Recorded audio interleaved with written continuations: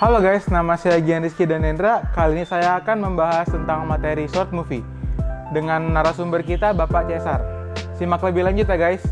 Halo guys, hari ini kita bersama narasumber kita yaitu Bapak Cesar. Selamat pagi Bapak Cesar. Pagi Egi.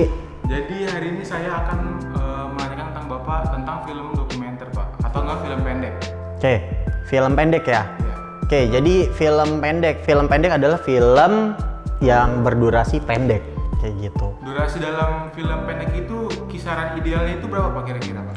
Durasi film pendek sih banyak ya, bervariatif, tapi intinya pendek gitu durasinya. Biasanya durasi film pendek itu ada yang 15 menit ya, ada yang 10 menit, ada yang 7 menit, 5 menit, bahkan ada juga yang 1 menit. Jadi tergantung, biasanya film pendek ini adalah film yang di festivalkan kayak gitu. Berarti dalam film pendek itu ada kategori-kategorinya ya Pak? Iya benar, ada kategori. Kategori film pendek sebenarnya sih nggak jauh beda dengan genre ya. Maksudnya ada film pendek dengan genre drama, film pendek dengan genre atau fiksi dan non fiksi gitu, atau fiksi dan dokumenter gitu. Ada film pendek juga dengan genre horor, misteri, komedi ya, atau romance dan sebagainya gitu. Intinya Pak Cesar simpulkan bahwa yang dimaksud dengan film pendek adalah film yang berdurasi pendek. Gitu. Berarti dari film kategori tersebut ada dokumenter kan Pak? Dokumenter itu bedanya apa sih Pak dengan film-film kategori lain? Oke, jadi perlu Pak Cesar agak lurusin lagi ya.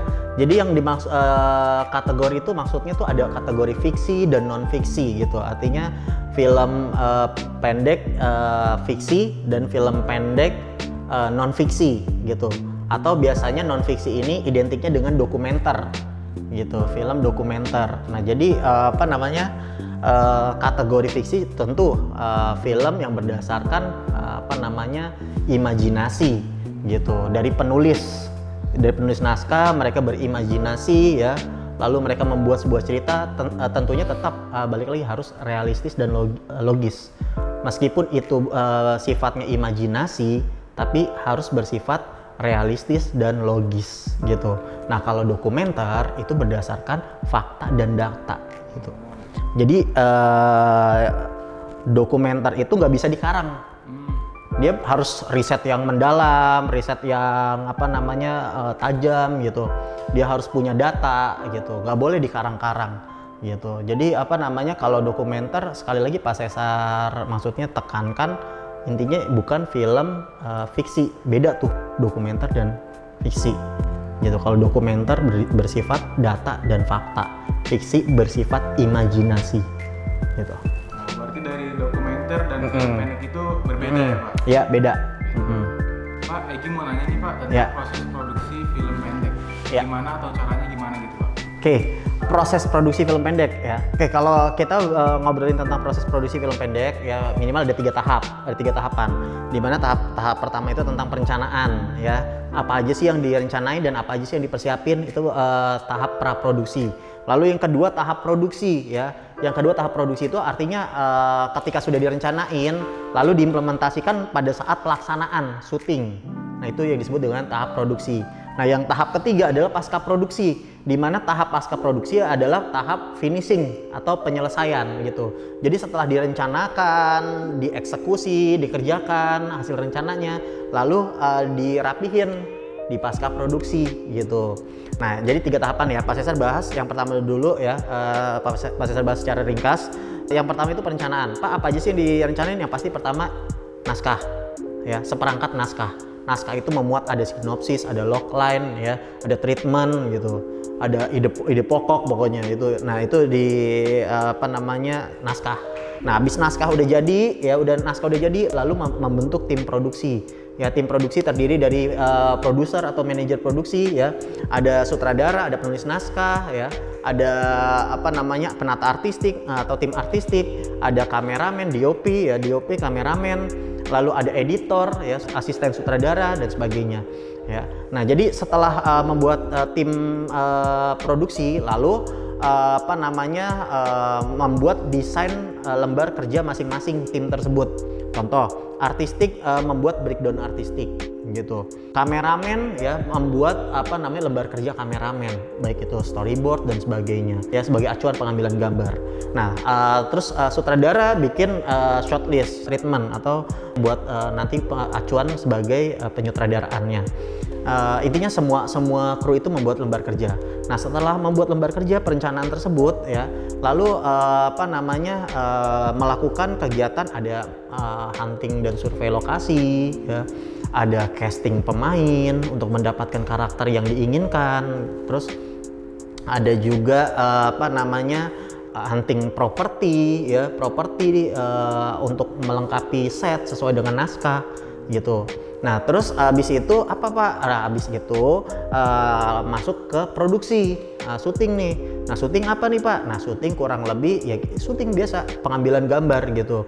Sesuai dengan scene gitu kan, sesuai dengan rundown yang dischedule-kan. Misalkan misalkan syuting suatu film diagendakan oleh produser itu 3 hari.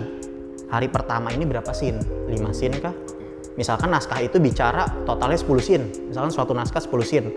Nah, dengan waktu 3 hari, berarti 1 hari ini syuting berapa scene? Scene apa aja? Gitu. Nah, hari kedua syuting scene apa aja? Hari ketiga syuting scene apa aja? Gitu. Jadi diagendain. Nah, terus ya artistik, ya balik lagi ke tugas artistik ketika syuting. Gitu. Kameramen, balik lagi ke tugas kameramen ketika syuting ngapain? Dia ngambil gambar dan sebagainya. Ya. Nah, terus abis itu udah selesai ya, mereka udah syuting, semua udah syuting. Lalu masuk ke pasca produksi. Ya, masuk ke pasca produksi. Pasca produksi ya intinya tentang editing. Di mana hasil syuting itu diedit, dipotong-potong dijadiin satu gitu. Dipotong-potong dijadiin satu hasil syuting.